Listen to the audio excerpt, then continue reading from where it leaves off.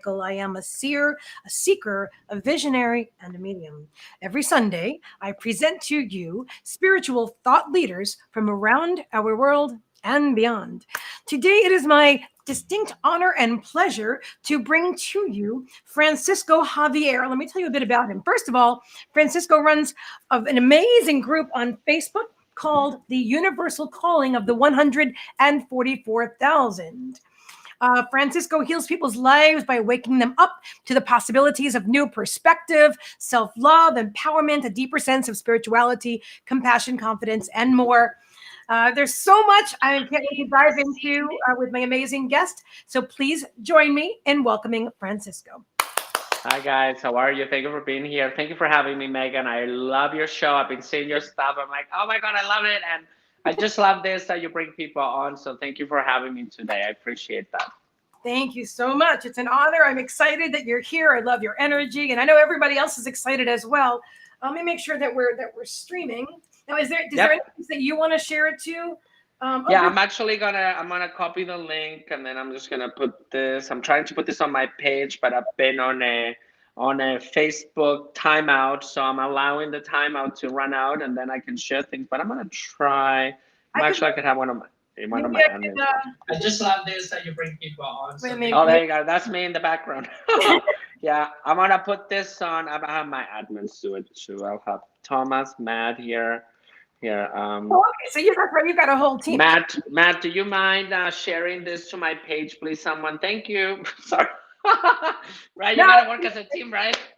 Absolutely, absolutely. I love that. So that's one of the things I want to ask you about is your amazing, thriving group. Give me one second. Let me just tell her I'm like, oops. All right, now we'll talk later. All right. I love it. That's my awesome team member too. We have this amazing event coming up at the end of the week. So hello, Kimmy Siegel. Hello, Tracy Lynn. She goes, hello. Love you both. Hello, Jennifer Williams. She shared. She goes, love you guys. Thank you guys. Yep. Awesome. Yeah, please keep on sharing, everybody. And so Francisco, let me ask you this. So if you've got your team sharing and I've got my team sharing. Yes. We'll attract people that are coming. That's exactly right. And we're also on YouTube. I want to say a special welcome to everybody on YouTube. Although I don't see it live, but we should be there live. Let me just double check. And there we are. It says we are live. There we are. Okay, perfect. Awesome. You gotta check. We're the producer. We're the guys, light guy. We have the mic. We gotta do everything. Makeup, hair, the whole thing. I know. We do it all. You're right. Sound, lighting, the whole. Yeah, we gotta do everything. So that's so much fun, though. Let me ask you this. You have a lot of energy, and I totally resonate with that. Did you always have a lot of energy? I guess I'm going to start here because I want to. Did you always have a lot of energy, like in childhood and growing up? And how did that affect you? Did you fit in, or did you have more energy than most? We're going to go right there. Yeah. Right. I feel like, when I was a child, right, it's like, oh, this kid needs ADHD medication. He has issues. I grew up in South America in a very Catholic school, very Catholic background. And so it was very kind of challenging for me to sit down and learn the books that I needed to read and understand all of these things. And I always had a lot of energy. I feel like because of that, I felt like I was very silenced too. I was very quiet. And there was a lot of times in school where I would just be the quiet guy because I had a lot to think and say. And then I think that people noticed that. And I was always the black sheep of the classroom because in Chile you have you go to a private school and you have 13. Then you have eighth graders and there's only 13 to 14 people in the eighth grade.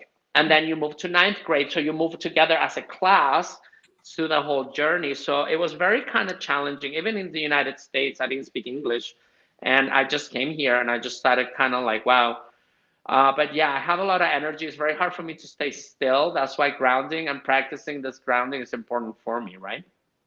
Absolutely. Absolutely. It's interesting that you said that. I mean, I was supposed to ask you, the only question that I told you earlier that I planned for, which is like childhood, but I was super drawn to ask you that because I also had a lot of energy and I was told, oh my God, there was no ADHD diagnosis when I was a kid. I was born in 1965. Of course, later on when I was diagnosed with ADHD, I was already an adult. But I remember being told, oh, you're too hyper, stuff like that.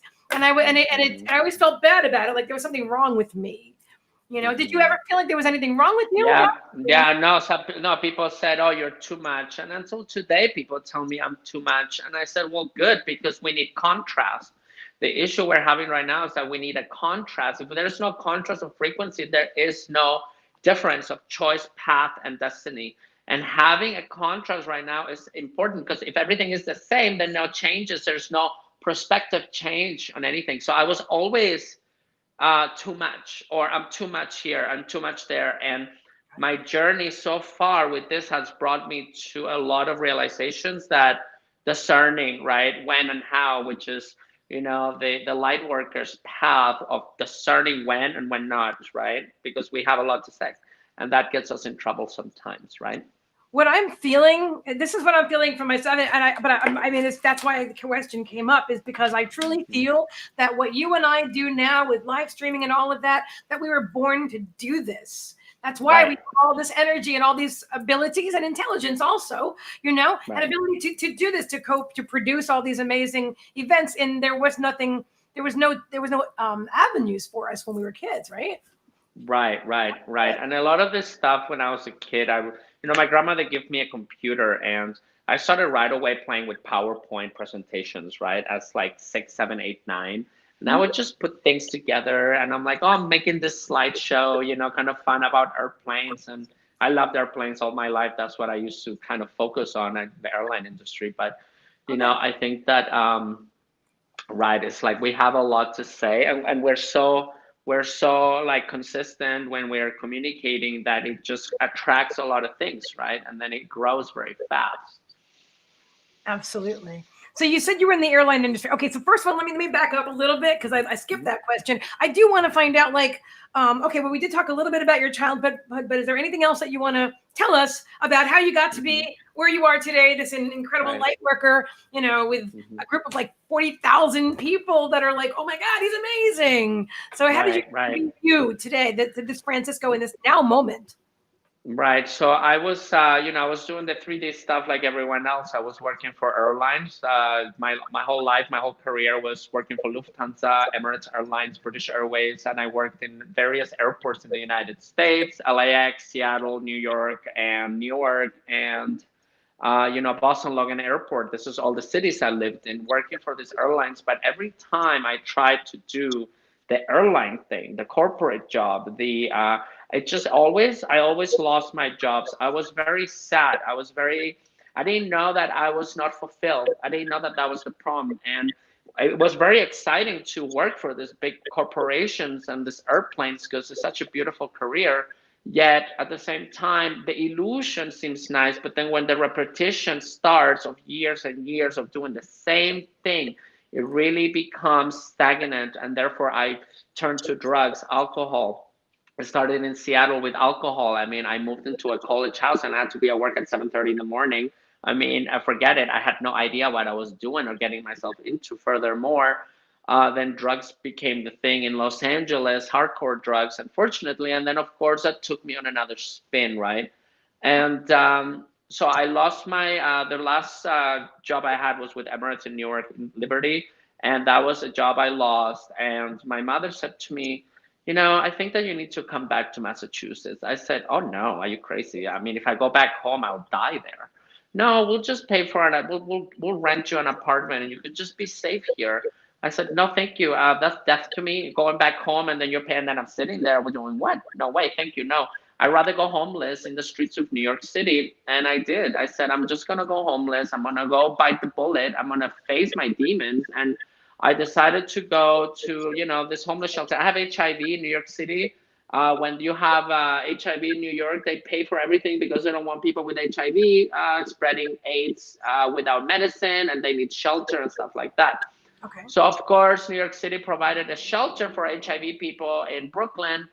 And that was kind of my landing point there. And I was doing drugs at the time. So I felt like this was great. I'm like, oh, finally, I get to break from the world. Oh, I get a vacation from all this nonsense. I don't have to do anything. And I'm just kind of doing this. And I'll get my shit together. Excuse my language. Right. But I will. But right now, this is where I'm at. 6 months went by. And I said to myself, you know what? I am a drug addict. I have HIV and I'm homeless. And I was at the shelter. I said, and that's okay, Francisco. That's fine. There's no shame. There's no guilt. And all of a sudden, I have this Archangel Michael experience where a quantum hologram popped up and said to me, I didn't believe in angels. I didn't believe in God. I didn't care for the stuff. I said, please don't talk to me about God or angels. I could care less. I never I mean, I believed in God. I started having a belief in God because 2 years prior to that, I had some sort of energy at my house and I was very scared. And then I prayed and it went away. And I said, oh, God is real. Okay, wow, that was cool. And then I started kind of praying more, but not really knowing any of this stuff. Okay. So Michael the Archangel showed up and said, you are here, you suffer so much because you came here to help these people. You came here to experience and give the lessons away that which you went through. This is your resume. This is the why you suffer. And you are not from this planet. You're not from this planet. You are a third of us incarnated from the higher realms for you to assist the evolution of the planet. And I said, oh my God. And then stop saying the word stupid. And this hologram disappeared. And it was all telepathy. And then I started waking up. I started realizing, I started seeing, I said, this is real. That makes sense. This is why this happened. This is why this happened. And then all of a sudden, I started seeing the truth. My third eye was opening, my crown chakra expansion.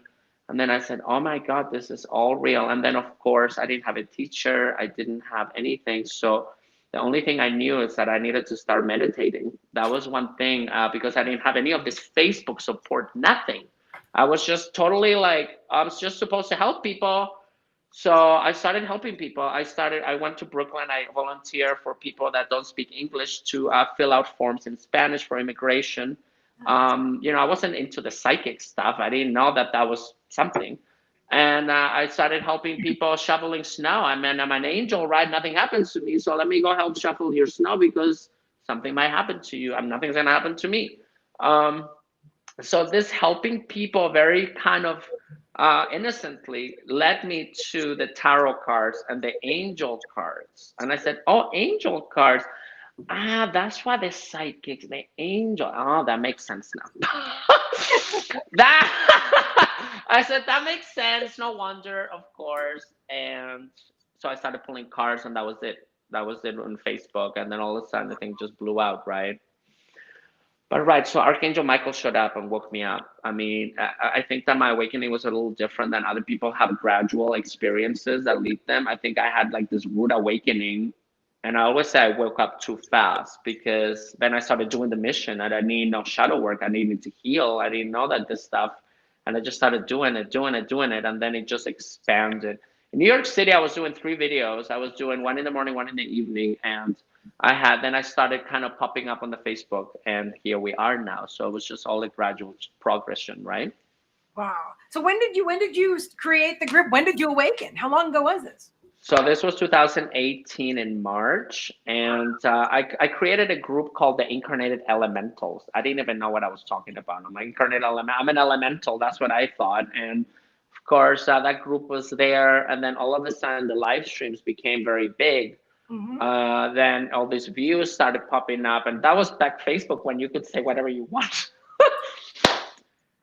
Right. Those were the days, my friend. Right, where you could say whatever, and then there's just a lot of views and stuff. And then of course I would put my group in the end of the video, and that's when I was practicing my gifts. I practiced a lot of my psychic gifts during this live streams. I did remote viewing, pendulum, chakra scans, and this was my thing where I'm like, I need to practice and I need to get good at this. And then it proved itself, and so the group started growing, 17,000, 20,000, and now we are at 40,000. It got stagnant because I have been struggling myself with the shadow aspects recently in the last year, and we're making peace with a lot of things, right? But I feel like we're finally taking off again. I had to do some healing, right? I totally understand. This has been an interesting year. I've got to share with you that you said like 2018, you started doing your gifts on live streams, and that's how you were practicing. I did the same thing. I literally didn't. I mean, I'm not going to go into my whole story, but I will tell you that in 2018, I created High Vibrational Mastery because Spirit gave me the name, and I started doing live stream psychic readings.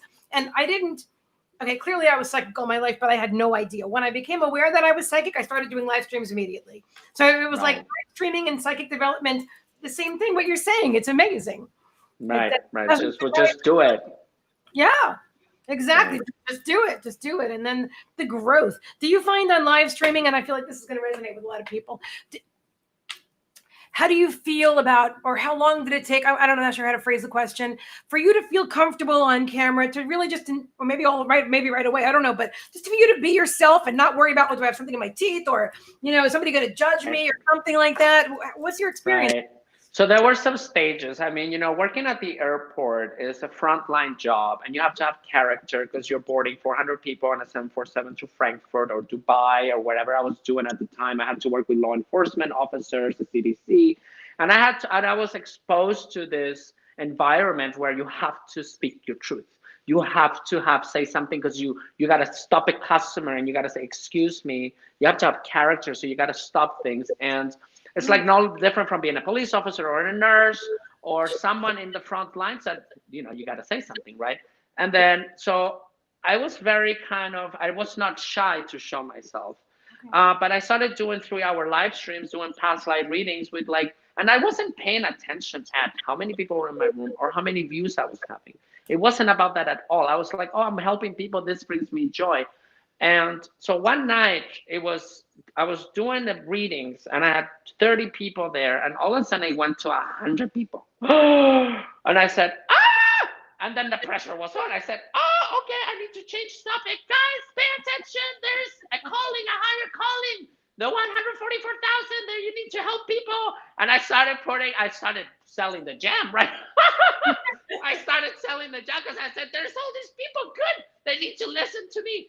I have something to say. So I started channeling. I said, please, you need to help and you need to create something. And we're being brainwashed and this and that and the other. Right. Okay. So and all of a sudden, that threshold came and I was very nervous. And until today, I still do have anxiety, a healthy anxiety to start a live stream because you just never know where it's going to go. Right. Yeah, that's so true. Right. And all of a sudden you're channeling and then we talk about this and then, but now it's more about discerning what we say, right? A lot of that. Right. I don't like having to filter myself, and I don't actually. I know. I don't. But anyway, right. We won't go there because we're still on Facebook. Let me ask you this. So, okay, so your group, your awesome group, was called the High Angelic Council for quite a while, because I've been part of your group for a long time. Thank you. Mm-hmm. And now it's called the Universal Calling of the 144,000. Can you please explain to us what is the significance of the 144,000? And I know that it's in the Bible, but I really don't know in detail, how you just tell us all about it, because I don't know much. Right. Well, I changed the name group because I like moving the energy. I had a page with 25,000 followers that I had to delete because of censorship, right? And therefore that's fine. And then I said, oh, great opportunity for me to start new and create a new portal here with new people. And then we closed all those portals from karma because there was a lot of retaliation from me, from my journey.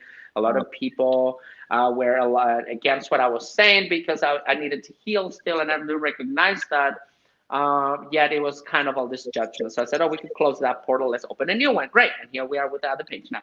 So I changed the name of the group because the High Angelic Council was served me until it doesn't serve me anymore. And the High Angelic Angel, it just scares people, I think, when I say the word angel. And then there's all these people that I could help. I feel like they think it's religion and Catholic. And I said, no, let me just take this angel word out. And a lot of people at the beginning of my journey did tell me that. Don't call it angel. And I'm like, I'll call it whatever I want, dude. And then, of course, I started the group. But then I realized that, the world is waking up and the last thing they want is angel talk, but they love angel talk. But I'm talking about the 3D waking up into the 5D. So the people that are just waking up. So the last thing they need is angel. So I changed it to the universal calling of the 144,000. Now, 144,000 is a frequency. It's not the amount of people. That's what I thought too. Me too. Don't worry. I thought the same. I said, no, there's 144,000 people only. And of course, that's a distortion. And then I realized, oh, there's a distortion factor in the third eye always. So we get the downloads, but there's always going to be a distortion factor that we have to consider, that maybe I'm distorted in the download. Very important. Because we like to say, my intuition never fails me. I'm like, wait a minute, it does. Remember when you got in trouble and you thought that, and then all of a sudden we didn't discern well. So it does, your intuition is right, but it's also wrong, both. You have to hold the totality, both polarities, of course. So now, of course, we have the name change. 144,000 is a frequency, it's a 0 point frequency. Is one thing is saying, I see green or I am green. I see the nervous system, or I am that nerve I see. That is 144,000 gigahertz. Now, this is a fractal of the fractality. So, for example, it takes 144 billion neuron cells left and right in hemispheric integration, which is using the other side of the brain. And that is a 144,000 neurological connection. Now, that's a fractal. Then what happens? I am whole. I'm using the other side, and therefore now I will start speaking this truth that activates someone else. Now that spreads like a domino effect to 100 to a minimum of 144,000 people minimum to have a threshold in consciousness for the whole planet, then to have a domino effect. But it takes a minimum of 144,000 people, and after that, it spreads. So it's like a cell. It's a fractal. So everything is a fractal. And then, of course, this one is a smaller version of the bigger presentation, which is the cosmic mind, right? And then we have this domino effect. Now, we've already crossed that threshold already. We're at critical mass now. Everyone is seeing things, and now you can't stop it. You can't stop this. It's a birthing. You can't stop a flower blooming. Welcome to heaven, right? Absolutely. So this is how I understand this. And of course, the Bible talks about the 144,000 going to heaven. Of course, everything has a distortion factor. We have to consider this. And that means that whoever channeled that message thought that the people of Israel are the people that are going to heaven, when in fact, it's not. It's the people from heaven come to save the people on earth. And then we all go to heaven. The people that choose to do the work, the people that choose to do the shadow work are the ones that are. So when we say the chosen ones, means that we chose ourselves to come here. So nobody chose me. I chose myself to help. And that's what chosen one is. I chose to come and assist. And we're all chosen because we all chose to be here. It's just remembering who we are via our lessons and our shadow that brings things to the light, right? Well said. Thank you for that explanation. You know, No when I, problem. when I was growing up, we had a friend of the family who was a Jehovah's Witness, and that was the only time I actually heard of the 144,000. And I don't know a lot about the religion at all. I'm not going to pretend I do, but Have you I on spin? say that. I have you on spin. Hold on. Beep, I beep, don't know. beep, beep. Hold on. Let me see if it's happening here. Can you hear me? Yeah, yeah. Hold on. Let I me can hear you. see. I think it got stuck spinning. Hold on. You know, Oh, hold on. to do this to produce I'm gonna come these back. amazing events, and there was nothing. There was no. Started kind of popping up on the Facebook. Let me see. Maybe I have happening, you but back here, sweetie. Sorry. Oh, This that's happens. all right. No problem. I Okay. want to say hi to Kim Hold on. Malcolm. Here we Hi go. to Kim McElwain, Jennifer Williams. Okay. Let me see. I want to read that Jennifer Williams says. It's I beautiful. can. If I, Hear me? oh, I can hear you now. Okay, that's. I love it. Right. Let me see. Jennifer Let me Williams. see. Let's see. She's saying, I find the closer you get to the light, the bigger the Oh. shadow creeps up on you, and it can be tough. Yeah, hold on. Okay, you need to start over the live stream over or something? Can you see and hear me? On the live, but I cannot hear you on my headphones. Okay, you can't hear me. I don't know why.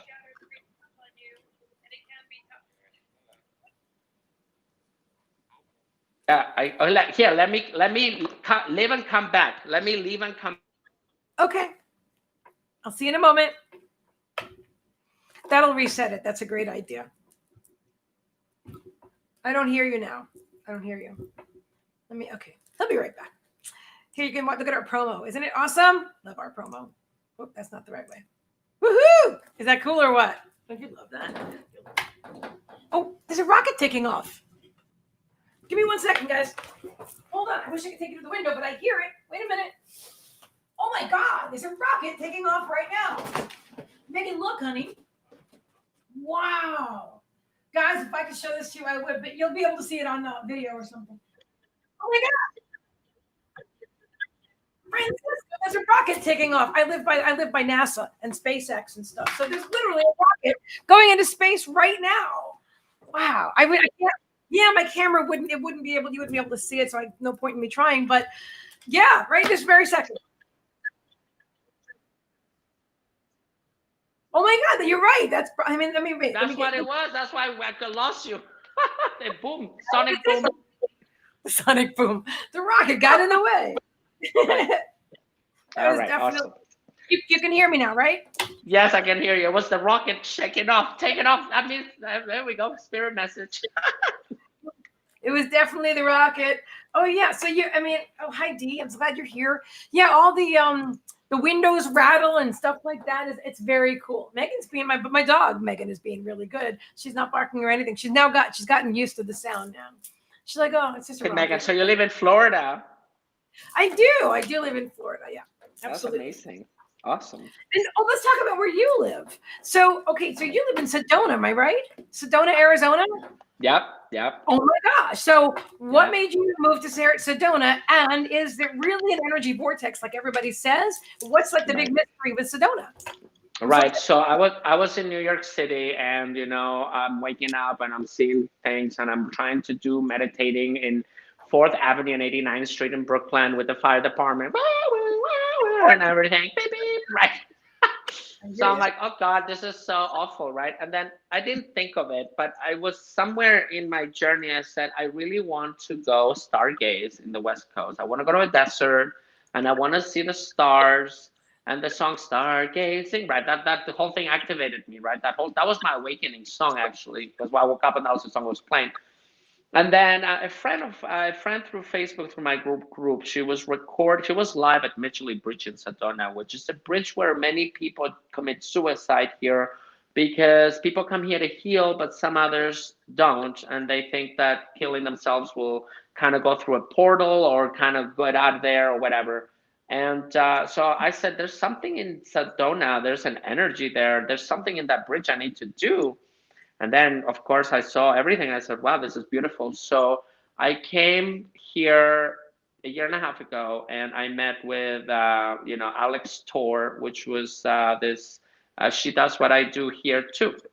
And she offered me lodging there. So I immediately started working, doing my live streams. I went to visit, and I never left. I didn't leave for 6 months. Now, my apartment was paid in New York because of my HIV status there. And then I started and then I opened this here. And then I said, I need to take opportunity. I'm here to find a place now so I could go to New York and get my stuff and come back.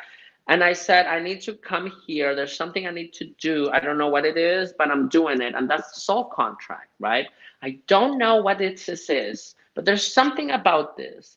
And then we find out, and then the contract is fulfilled for whatever reason it was. And then you realize what that is, right?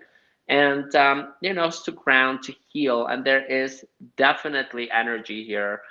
I like to say this is heaven here. I had an experience here where I was seeing this quantum holograms. I always see this quantum holograms, and I saw literally just heaven opening. I just saw all of this, I just saw these wings, these people with wings flying, and they were like very long, and these very long wings, like going like this.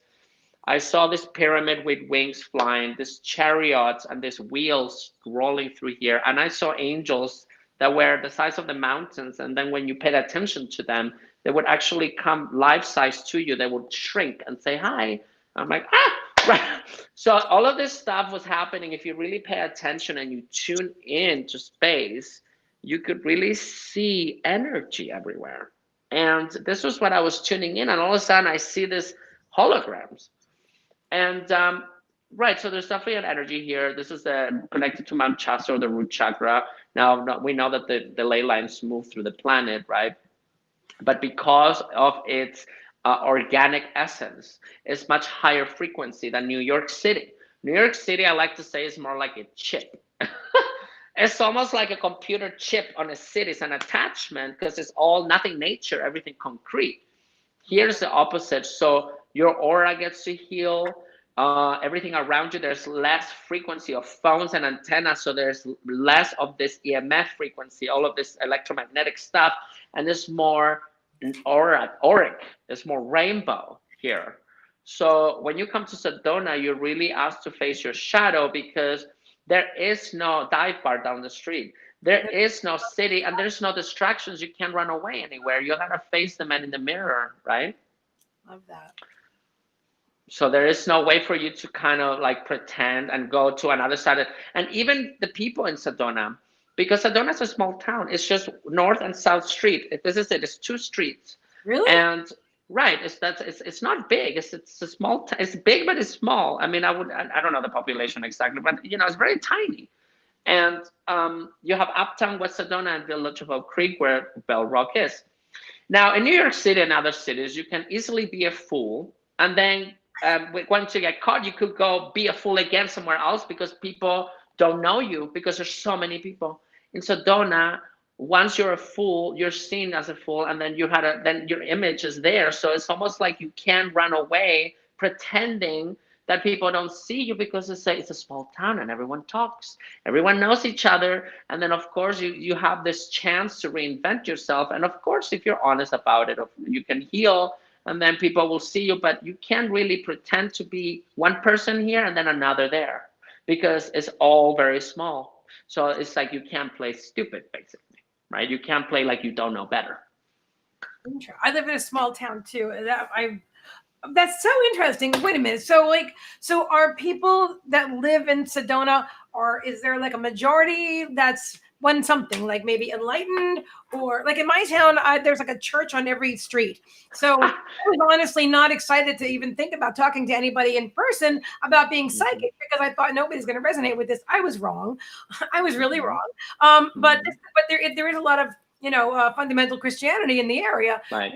Like in Sedona, are there a lot of enlightened people because it's Sedona, or it's just like anywhere else, or what's the experience? Sedona, I like to call Sedona the 7 layers of heaven and hell here. So you have everything. So you have people like me running around with crystal and an angel car, or you have a redneck with a machine gun.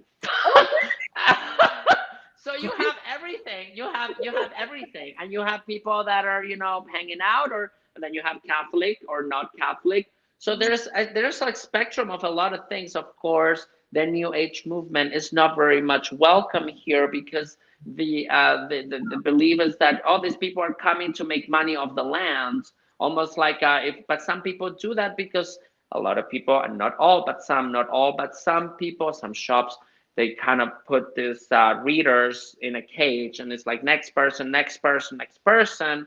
So it's kind of very Hollywood Disneyland of spirituality. Sedona, you would say it is the Disney of the spiritual world. If you want everything spiritual, you come here. I mean, it's a golf town. It's a very upper class town. You need to be very financially independent to be here because there's no public transportation and there is no buses. And everything closes at night at 9 o'clock, and there is Sedona has a low light rule where you can't have a lot of light because everybody wants to appreciate the stars. So there is no lights outside. Oh my God. No lights? No. So everything is dark. So you're walking around, and there is lights on the main street, the 2 streets that connect the whole town. But everything else is just dark. That's so awesome though, Francisco, because I used to live in Colorado in my, like the early 90s anyway, but that was before they built casinos in the mountains, and it was so dark you couldn't see your hand in front of your face, and there were a gazillion stars. I live by Disney, not far, about 45 minutes from actual Disney. Speaking of Disney, right. A lot of light over here, a lot of light. There's other areas that you can go to that's not far away but doesn't have as much, but obviously Central Florida is quite well lit, but yes, Colorado up in the mountains, it wasn't until they built the casinos, and then there was something they called light pollution, so you're saying that Sedona handles that well by saying there's no lights at night. No lights, no. So just the highway, the street. and there's one in every other post, and then even then they shut off because there's no need to have lights on here all night. Everyone's sleeping. So it's very grounded here. There's nothing going on. So I feel like, I live in a condo area, right? I got very lucky, of course. Spirit hooked me up very well because I have no car, and I'm in the corner unit where the supermarket is across the street. So Spirit knew, okay, he doesn't have a car, he needs a supermarket, and there's like a shop across the street and restaurants, hotels everywhere, the Hilton Sedona Resort Spa is next door. So this is a retirement community when it comes to the village of Oak Creek, and a lot of Sedona is, middle upper class people golfing, and so, I mean, for me, I don't care, right? It just happens to be, but there's a lot of retired people, and so there's a clash, I would say, between the Catholic people and some churches here, and then the spiritual stuff, because it's seen as demonic or judged as a bad thing. But people are waking up, and there's a lot of people here, very spiritual, very awoken, very aware, I would say. And then there's some, of course, that are in the density and, the lower frequencies of the news networks and, playing their golf, whatever. But it just kind of goes around, right? So what I really am realizing that's like everywhere else.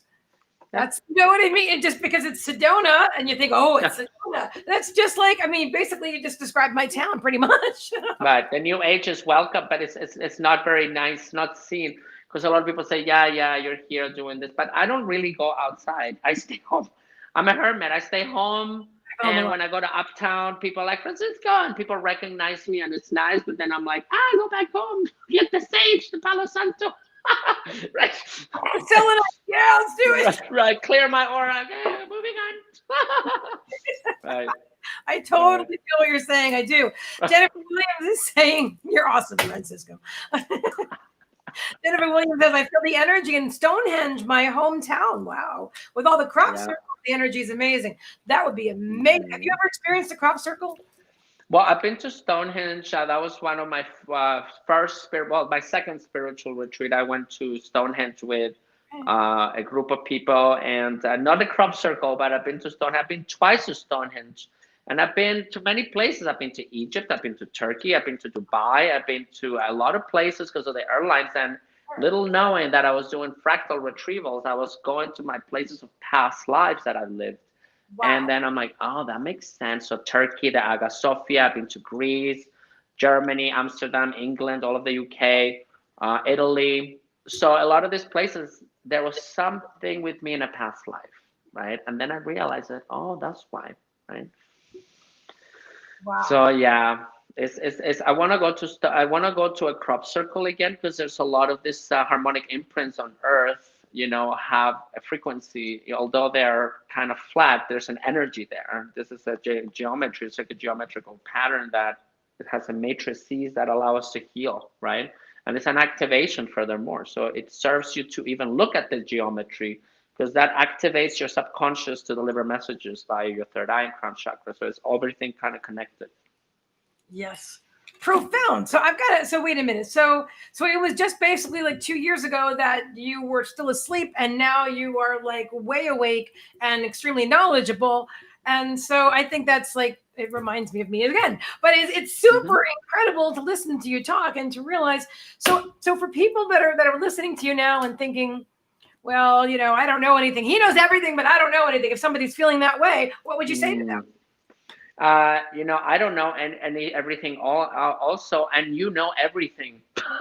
So that means that I'm just expressing my truth, and everyone has the truth to express. And if you just express your truth and express what you know, then you know everything too. It's an illusion. Just because I'm on a camera and just because she's on a camera doesn't mean that we know. I'm just expressing what I know, but you know too. So tell us what you know, right? And share with the world what you know, because I only know what I know because I express it, and therefore I'm channeling things, and it never ends. Channeling, talking, and years of doing these videos, right? talking, and then you learn, and then it's like, so people do know things. It's just that they're not confident in that which they know. Yeah. And this is the 90% issue, because I see clients, and this is my priority, is to heal people, right? I do shadow work, I do child trauma, and it's like, People's issue is lack of expression. This is the 90% of the people don't know how to start something because they don't think that they need to express this. Everything is a form of expression. A crystal is a form of expression. A flower is a form of expression. I'm a form of expression. Jupiter is a form of expression. The universe, the sun. So we all have forms of expressions, right? But expressing what you know is expressing the multidimensional self. I mean, when you think of a planet, everyone has a form of expression as a planet or a star or a universe. These are multidimensional self.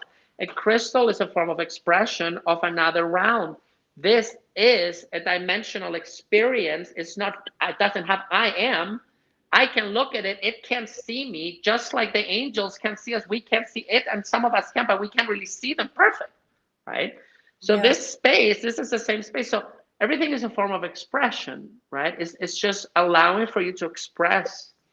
And like Joan of Arc would say, Ascended Master, don't ever be afraid of speaking your truth regardless of persecution, because Joan of Arc led a whole army, and she was a woman, and she led a whole army. And God said, you go, girl, you go. And everyone thought, you're crazy, you're going to get killed. Nope. And she was a triumph, and then it worked. So it's kind of like, you see what I mean? It's about knowing and trusting. And it's hard because I know, I understand. Where do you get this confidence, Francisco? Well, you know what? I had an angel show up. And then I can see the all-seeing eye in space, which is Vista or Cyclopea, Elohim of the fifth ray, which is the eye, or the eye of Horus, previous incarnation, right? We can't get these things confused when it comes to the all-seeing eye and the eye of providence. Is the previous incarnation was the eye of Horus. It's the same eye. It's the same eye. It's just that these people hijack our symbols so that you could be afraid of what I'm saying, right? And that's why I changed my symbols around my communities too, because this eye with that pyramid intimidates people. They think this is something negative, when in fact it's the eye of Horus. It's the eye of consciousness, right?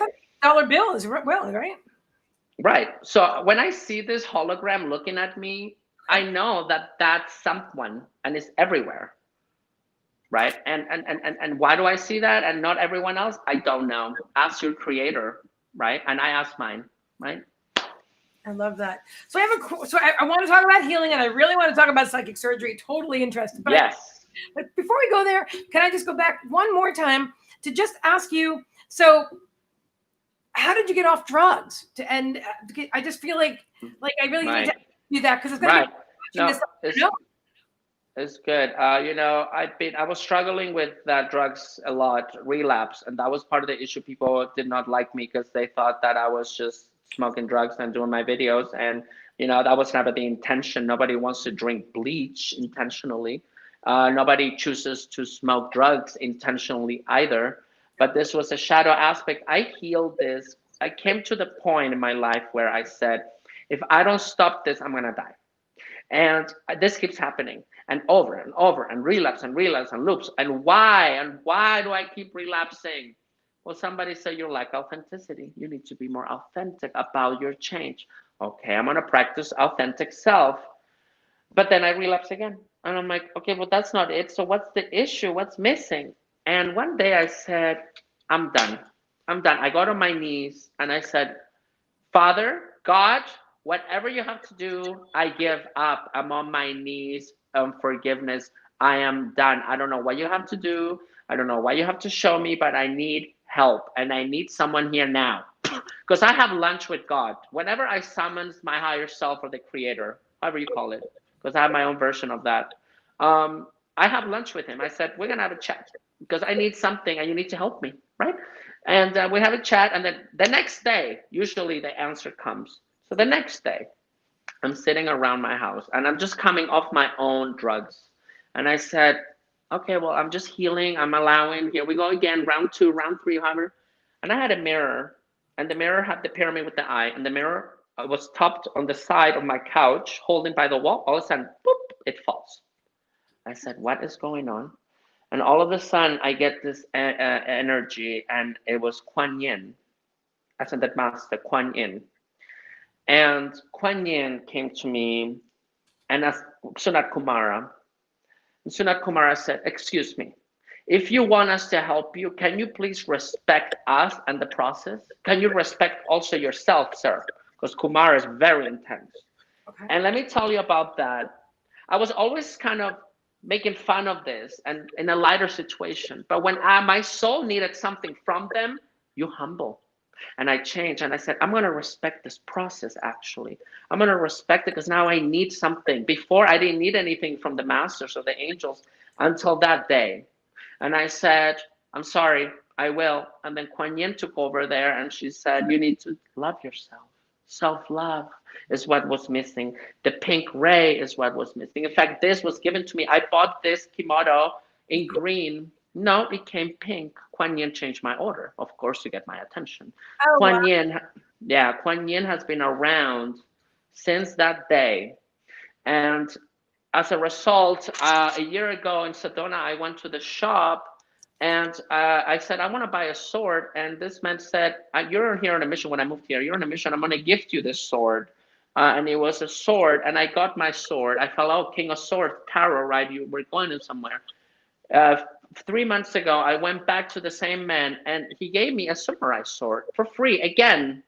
And I said, this is Kuan Yin. This is Kuan Yin's sword. This is the magic flute. This is Kuan Yin. There's something about this sword. If I got a sword from Kuan Yin, that means that we're cutting something now. Because this is a samurai. This is designed to kill beheadings, right? And it was a $200 sword that the man gave them for me for free. Again, spirit giving me messages. And I said, oh, Kuan Yin, you're with me. So then I realized that I needed to love myself more. I realized that there was not enough for me to know I love myself because self-love never ends. And self-love, you can love yourself as much as you can, as much as you want. It never ends. And this is not a selfish thing because we find ourselves bored. We're not bored. We're not lonely. We're bored because we don't even have ourselves to entertain ourselves because we lack a relationship with the self and self-love. Self-love never lacks anything. Self-love is always trusting. Self-love never questions anything. Self-love has boundaries. And really, that's what was missing. And then I realized, I said, no one is going to pour. This is how much I love myself, not a lot. And I was asking, love me, put it in my cup. Love me, say you love me, take me out, say, pay attention to me or not. And then I said, I got to pour my own water in my own cup. And that means I got to do more. I got to be proactive and I got to really do more love, more pain, bringing me joy, more being proactive, more awareness, more intensity. And all of a sudden, things started changing. All of a sudden, I said, I don't need to do that. The reason why I was doing drugs is because I was molested as a child. And then, of course, I like intimacy issues. And then I had to do drugs in order for me to feel safe having a sexual experience. And I don't need to do that anymore because I can have a sexual experience and be safe rather than in fear because the old template was rape me, right? So here we are now with a lot of this self-love templates, and I've been talking on my videos a lot, and Kuan Yin, came to me, and Kumara, and since then, they're still here because people come to me. Kuan Yin told me to come see you. I said, oh, you're still around. I love it. And it's a reminder that self-love prevails and self-love wins. Thank you so much for sharing all of that. That was profound and deep, and I appreciate it, and I know a lot of people do. So we have one question from Amanda Smith, and then I want to go to the healing and the psychic surgery because that was my spirit just totally guided me there, which is perfect because now the healing, you've obviously done so much yourself, and that's going to build right onto this or segue into it. But so Amanda Smith asks, this question kind of applies for both of you. Do the spirit teams and angels give you channeled messages at weird parts of the day, like when you least expect it? Go ahead, Francisco. Right. Well, a lot of downloads when I'm in the toilet. It's when we're thinking the next thing, and all of a sudden, download, shower, boop. Yeah. Right? It's for me, right? Washing dishes by hand. I'm like, oh wow. For me, it's cleaning also. But yeah, the shower. Water is water like a big thing? Energy conductor. So I use the shower head with the water to crown chakra. I'm like, okay, get ready, download everything today, spirit. I'm ready. And then I use the water to download in my crown chakra anything I need to know for the day. And then I clean myself in the shower with my crystal. So I wash my body, and then I take the crystal and I clear my chakras, right? So I do everything in the shower, and then I'm ready to go. Right. Oh, I love that. I love that. So while you're sitting on the toilet and you're getting downloads too. Right. It's like, I'm like, okay, moving on. And then, because it's when we really allow the mind to think nothing, it's when things happen. And toilets, washing dishes, waiting for the next thing to come up is when we get these downloads, right? So, right, riding the train or the bus or listening to a pretty song, even exercising is meditative. When you're running, exercising, you're on autopilot, but then your mind is thinking something else, right? And that's when we get the most information too, right? Exactly. Very well. Thank you for your question, Amanda. That was excellent. Hi, Joe Two Hearts. Good to see you. Phoenix Rising, welcome. Majestic Creations. And she's saying, well, me too. I do it all in the shower. Hear you. Right. And Phoenix Rising is saying, how can we gain confidence in our own truth and align with our highest selves? I would say we need to practice trusting yourself. Now, the issue here is that we don't trust ourselves. It's not about we don't trust other people. We don't trust our discernment that serves as a boundary for me to be safe. And therefore, I need to trust that which I get. And how do we do that? Practice. We got to practice. And practicing self-love means practicing staying in the moment, practicing grounding, practicing. It's like going to the gym. If you don't work out, you don't gain muscle, you don't lose weight. If you don't practice this truth, you don't clear the loop. Knowing the truth is half the battle. Practicing that truth clears the loop and integrates the new self, right? But if we're not practicing this, it's just in the head. And therefore, it's just cooking dinner, but we're not serving anything. So where's lunch? We got to practice this. So practicing on a daily basis with people, I would do that, right? And there's just one attachment we're having in the collective where people think they need a crystal ball to go help people. You don't. You could go to a hospice and help your local church feed the homeless. And from that journey, you're going to find what resonates with you. But this forcing this attachment of a tarot reader, you don't need cards to help people. You can go pick up trash in the highway if we care so much about the planet, but people are stuck on ego, and that's not very glamorous. Well, I'm sorry, but this is shadow work, light work too, right? Absolutely. Thank you for your question, Phoenix. Okay, so now let's go there. I have to go there. So psychic surgery and healing. Let's just start with the psychic surgery because it sounds so profound. It reminds me of like John of God. Have you ever heard of John of God? I don't know much about him, but that's what I think about when I hear psychic surgery. So I'm just going to give it to you, Francisco. Tell us what it is and how you do it and what can people expect if they connect with you and book a session. Yeah. Surgery basically is something that I've newly integrated because, as I evolve, I also change my healing modalities because I like to keep things moving, right? So I did a lot of readings, a lot of tarot, but we are getting past this point. We're at point of this ascension where now we need to read ourselves. And the first question people ask me, what's my blocked chakra? Crown chakra, because you should know what chakra is blocked. That's your blockage right there. You need to meditate crown chakra because that's the one that needs to be seen. And I like that we're helping people with the messages, but I feel like some people we're doing this and we're not empowering people. I want us to really make sure that we're reading people, but also empowering them and not, am I going to attract love next week? And a lot of people are going to attract different people according to their own healing. Now, psychic surgery just started happening because I like to, before I do surgery, I like to know what we're taking out and why. Because you don't go to a surgeon, take it out, I don't want it. But what am I removing? What attachments are we talking about? Because some people, let me take that out for you. Okay, but what is that you're taking out? Are you taking out something you see? Or because an attachment is a belief system and or a habit that's attached to you. And once we remove the attachment, we got to know how you got the attachment, why the attachment is there, and how to remove it. Well, we'll remove it first with psychic surgery when we do an hour session with me. So that's an hour session with me is me getting to your child trauma, to the who do we need to forgive. I do a planetary reading where I pull a tarot card for each planet, which is your aspect of your higher self above, and how it's manifesting below is the card showing me. So then Chiron is, of course, it's a child trauma, the innocence, right? Yeah. And then I go into the psychic of you. I ask questions, a lot of questions. Now, after the 1 hour, then, if we are ready to remove the etheric stuff, the above, because the below, we already discussed it. The below is all the things that you don't want to hear, the shadow, the forgiving, the letting go, the integrating, and the neutral, the zero pointing, right? And then we do the etheric work where we do a 2-hour session where I see you again for 1 hour. We do a reading. And then the first thing I do, I scan you. It's like an X-ray. Okay, let's scan the chakras. I need to scan every chakra right now. I scan the chakra and I see, okay, there's a parasitic cord in the solar plexus. Then I see this in the throat chakra. I see another parasite. Okay, third eye, I have a watcher, meaning that I have something that's trying to change your perspective via someone else's attachment. Okay.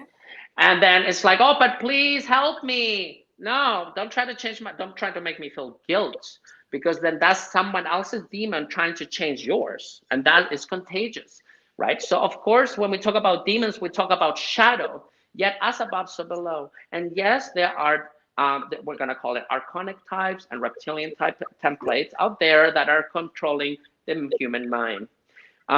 Now, only that is allowed via inviting people into your space that are not of the universal Christ consciousness or service to other polarity.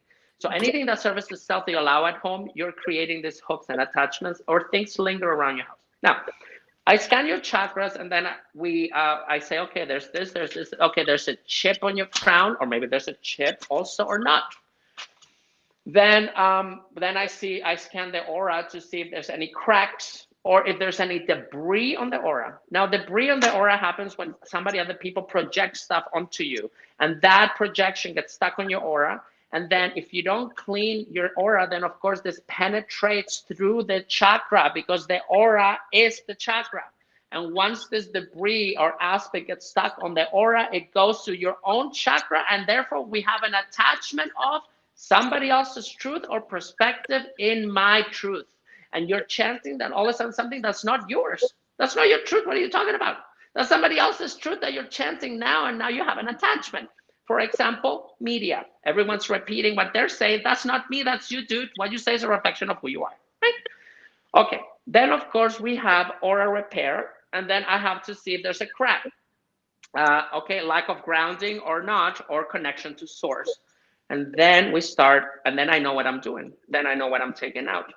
And then the whole other hour is a process of, I hang up the phone and I said to the client, please lay down with a crystal that resonates with you, and just lay down. I'm putting you on a rose quartz crystal bed in the etheric, lay down, and I start the work. Now, this sword serves me to cut things that don't serve the cord. So I take the sword, for example, and I have the client laying down, and etherically I have this.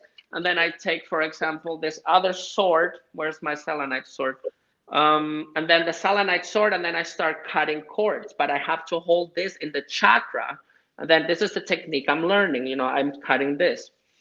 Then, of course, I drain all the chakras, all the colors. I drain them out, and they're all pure white. And what I do then, of course, I take the laser wands. I take this wands, and I start really going. It's like a dentist, cleaning very deeply and kind of really making sure there's no debris. And you could see this etherically in remote viewing, right? Yes. And then, of course, you take this out. Next chakra. Okay, now we have an attachment. Now, what does that mean? You have something that's attached. It's like a glue. It's a negative energy or some negative entity. Archangel Michael, please, box of swords, please. And the box of swords comes to me. He puts me in a box of sword, and then he said, just eat it. Francisco, eat this thing, and you can transmute it very easily. So everyone's going to have a different way of doing this. I drain the chakra. I cut the cords. If there's any chips, I call the gnomes. They help me, the spirit gnomes. They're amazing when I do my surgeries because they come with the violet fire water. And then I dip my crystal in the water, and my crystal is clear to work the next chakra. It's like sanitizer, the violet fire, right? Yeah. And I drain everything, and then we take whatever needs to be removed. and then I put the collar back. I put the collar back. Meanwhile, I have you connected to the Earth Star, to magma of Earth, while it's taking out all of the crap off you. It's like a vacuum constantly down. And then I connect you to the central sun via crown chakra. Meanwhile, I do all this work, right? It's like the oxygen mask, right? And then I clear everything. I clear your aura. I make sure that there's no debris, right? This is why selenite, we clear the debris to remove anything that's not mine, right? And when I go on my videos, I'm taking things that are not yours, it's debris. So that's, what is it? I don't know, but we're going to take it out because it's not yours and it's not infection. It's not in the chakra yet. Yes. And we want to avoid this to get into the aspect, because that's when we have issues. So then the whole hour goes by, and then what I do, I give you a 20-minute recording of your higher self or anything I see in your subconscious. So I go on a journey inside of your subconscious mind, and I just record it. So it's non-linear. So you're gonna hear, I see you running, or your mom is calling you home and you're very scared. I see that you're crying. Your dad just got home. Oh my goodness. Now I see your bike outside. You're leaving with the bicycle. And now I start channeling your Akashic, right? And then you get a recording of that for whatever reason, because that needs to be heard by spirit and for you to keep. Because that's a lot of the things that we remove. And once you're clear, then we did the etheric below, the etheric work. But first we did the psychic work, which is the healing, the conversing, the back and forth. How did you get this and why? Because if I just open you up and take it out, then you're gonna go make those chords again, because the why you didn't know is why we're here. Right? I totally get what you're saying. I understand. I do energetic cord removals, which I feel like you said, everybody has their own way of doing it, but it's very similar. Exactly. And so, like, Yeah. exactly right. Like some people, what did you remove? Well, if I tell you what I removed, then you're going to be thinking about it, and you're going to connect yourself right back. That's a great way. That's a good activation right there. There you go. Exactly. So sometimes we don't even say, okay, whatever. So, and of course, free will dictates all things, right? And we say, well, don't do energy work on people that have not asked you. Of course not, right? And, but, we are giving some sort of free will template here, because Earth, Gaia, has asked us to come here to remove things from people. And we're already given permission to do so, because we didn't sit in heaven one day and say, look, at Earth has negative energy, let's go, because we're better than darkness. Not really, because everything is divine polarity. And right, it's Gaia. I said, come and help me. So we have some sort of authority here, right, to do energy work on certain things without asking yet. Of course, it's always nice to say, I'm going in your energy, please let me work on you, because some people don't want to be touched, and I understand, right? But then people are asking, show me the way, Father, show me the way. Well, here it is. And all of a sudden we're crying, right?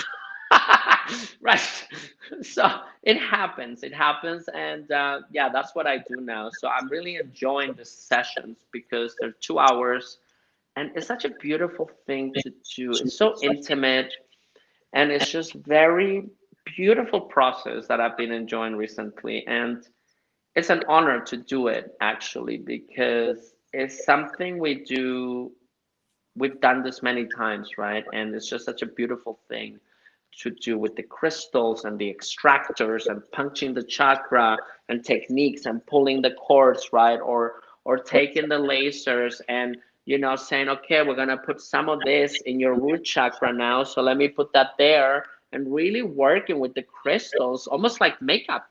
I mean, this is makeup when you think about it. Let me put some of this in my third eye, but use the laser ones, right? And I tell people, if you don't use the crystal, it's like having a pen there sitting and expecting your story to be written. But it won't happen if you don't use the pen. Interesting. Right? I never heard that analogy. I like that. I like that. Wow, that's amazing, Francisco. That's amazing. So if somebody wants to book this beautiful psychic surgery with you, these amazingly intimate 2-hour sessions, how do they reach you? What do they need to do? To my business page, or kindlovingspiritual.com. My website is being changed right now, because I'm removing a lot of the services where it's DNA activation, chakra balancing. I'm doing everything in the surgery, where the chakra balancing happens in the surgery. I'm not doing activations anymore, but you can get a hold of me there, or you can get a hold of me on my page. I like to have a I like to talk to someone for an hour first before we do that, because it's like any doctor. You go and you have an assessment, and then you go move forward. And then I have the step 3 now, which is a coaching program, 30-day applying the truth that we spoke of. If you need help, if not, you're good to go, right? Excellent. Now, you were also talking about a healing group. You've got a healing group where people can actually like connect with one another, and instead of just watching a live stream, they're actually interacting. Can you tell us about that, please? It's a supporter hub, which is $9.99 a month. It's a subscription thing. And then, of course, that gives you access to the Sunday healing group, which is an hour and a half, maybe 2 hours, because we're just starting it. And it's very interesting. A lot of people there. And we have a round table, right? So how's your day? It's like AA for light workers. So it's like, okay, how's your day? What happened? Okay, tell me about, and then we can all support each other, right? And so that's coming up. That's is ongoing. And that subscription comes with a 25-minute complimentary session with me to get to know you and set a plan. And then you take it from there, right? The last thing I need is people, Francisco, what do I do? Well, something, but also I need to empower you. I don't want to have you depending on me for your decisions, because then, of course, the bad habits can happen, and we want to empower too, right? Of course, absolutely. I completely agree with you about the whole empowerment thing. You know, and everybody has got. What am I trying to say here? So many people have gotten so accustomed to giving away their power, to seeking external validation. For even Spirit was showing me this morning, so obviously it's about the interview tonight, where people will just like, instead of answering their own questions, like you were talking about earlier, where they channel their own answers on the toilet or the shower, whatever, they're asking somebody else, somebody outside of themselves, because they're like, oh, I can't actually believe me. How would I have the answer? But Francisco might know, or the mailman might know, or this. Do you know what I'm saying? Anybody but that person. And all they have to do is open up. So I love the fact that you're really getting into listening to them, which is so key. And then you're helping them to empower themselves, you know, and not just rely on you for all the answers and all the readings and even the healings and stuff. I really love that. I love what you're doing. Yeah. That's important. And, we just got to empower people. And it sounds easy, but it's very challenging, because we need to find, I always tell people, just don't overthinking drains you. I mean, a lot of energy gets drained. Overthinking, where your thoughts go is where your energy goes at all levels. So if you're overthinking things, you're getting drained, because, oh, what do I do? And all of a sudden we're just drained. So make a choice and own it. And I think that the thing here is because there is a way of doing things on the 3D. In the 5D is you make your own world. In the 3D is follow these rules. And that is where the chords and hooks are. Tell me what to say. Tell me what to see. Tell me what to believe in. Tell me how to love you. Tell me how to be loving you, and all of these attachments, right? Have sex with me, or all this stuff, or take care of me, root chakra, right? And we got to kind of take care of ourselves here. I love that. Well, you're amazing, Francisco, and I'm really enjoyed this time. Time just flew by. I don't even know. I think we've been talking like I don't even know, a long time. I love you. I think you're amazing. So thank you, Megan. Appreciate it. You're amazing. Is there anything else you want to say before we end for today? No, guys, just stay grounded and stay aware. Drink lots of water. Awesome. All right. Good night, everybody. We love you very much. Thank you so much. Thank you, guys. And thank you next time. Please like and subscribe to the YouTube channel, and we will see you soon.